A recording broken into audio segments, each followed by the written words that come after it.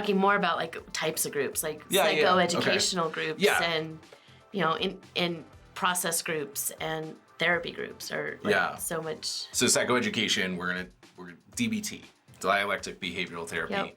That's going to be a psychoeducation couplehood group. would be, even though it's experiential between the couple, it's still pretty psychoeducational. And we didn't mention that in the main show. So couplehood is a group of couples, which is kind of scary. Yeah. Because I don't want to go talk about my relationship with a bunch of other people in front of other people, but it's not that at all. Yeah.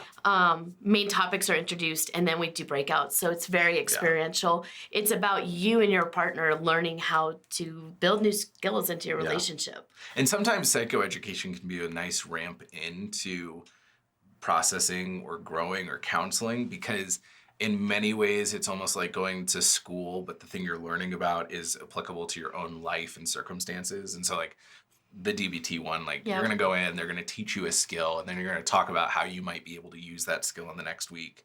And then the next session, you're going to come in and say how you use that skill, and then learn a new one in the same process. And so you don't have to show up in this like bleeding heart vulnerability space right from the get-go. And there's a process to group too. Like there is. Even in the therapy groups, which is the one that you would get into that stuff, that deep, hard work, it's not going to happen on session 1. Right, yeah. It might not even happen on session 6. Exactly. You have that natural like forming of your group, and then that normalizing of this is going to be a safe space. Yeah. And then the real work actually kind of starts to get going in a group. So it takes time. I think it's important to remember that you can't just take and go to a group once and be like, I'm here. This is awesome. I'm always coming.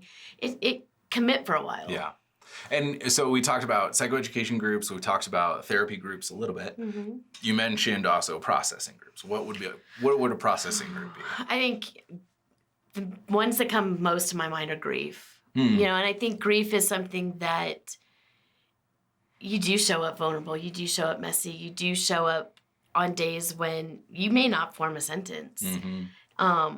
And that's where the group can help you sort through what you're feeling, like you don't know how to respond to things, and they can help step in with you on that. Yeah. I talk to my trauma clients if we're doing EMDR, eye movement desensitization reprocessing, fancy term, that there's all sorts of regulations. So there's like external regulation where the circumstance changes and it helps you be able to work through something. Or you do internal regulation through coping strategies or the way you're thinking about things and all that. But then there's also social regulation, where you have other people around you who are able to engage with you empathetically and positively, and able to help you be able to regulate what's happening on the inside just by being present in the midst of what's going on. And I think group is an opportunity for that so much. Exactly. I think when you go to these, process groups tend to be very topic oriented, like loss of a baby or self-harm. Self-harm is a great one. And so these are all people that kind of know what it's like to be in that early stages of wanting change or needing healing, where you have no self-regulation. You are willing to like bear everything or bear nothing to other people. And so it's safe, and it becomes beneficial for you to learn to self-regulate. Yeah. Maybe I shouldn't have said so much tonight. Yeah. Oh, but it was safe. I did. It's not going anywhere. Totally. Or, I really could have opened up more. Yeah. And or I wish I had more time, and realizing, I didn't even ask for more time. Like there were probably opportunities, and I didn't put myself in that position. I think group is a great place to learn to own your own voice. Yeah.